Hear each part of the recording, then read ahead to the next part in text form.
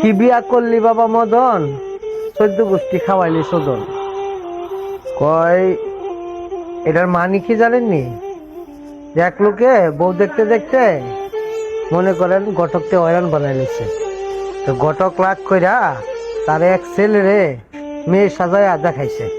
দেখানোর পরে তার তো পছন্দ হয়েছে, হওয়ার পরে এটা বিয়া করছে। বিয়া করার পরে যখন বাসর রাত করতে গেছে না, তখন তাও ছেলে সেও ছেলে, এক ছেলেরে দিছে কাম করিয়া।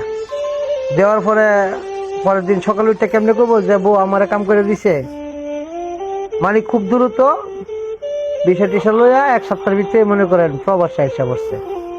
আইসা আর বাড়িতে খবর টবর নেয় না। তখন বউ চিন্তা করছে কিরে এর কাছে বিয়া বইলাম, তাই কিন্তু সাথ পাইলাম না, বিয়ার ঠিকঠাক বিচারটা করে নি।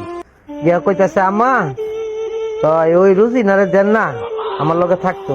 হ্যাঁ ননদরা আর কি দিছে। পরে ননদের দিছে কাম করে, তো ননদ শর্মে কয়তারে নাই। পরের দিন কই কি মা আমি যাইতাম না, তুই যা। তো গিয়ে কইছে আমা ও ইয়া রুজিনা যেত যাইতো না, তো আমনি আয়েন। তো হ্যার মা গেছে, পরে দিছে হ্যার মারে ফোন দেয়া। দেওয়ার পরে কইতাছে সকালবেলা উঠটা পুতরে ফোন দিয়া, কি বিয়া করে থুয়ে গেলি বাবা মদন, খাওয়াইলি 14 গোষ্ঠী সদন।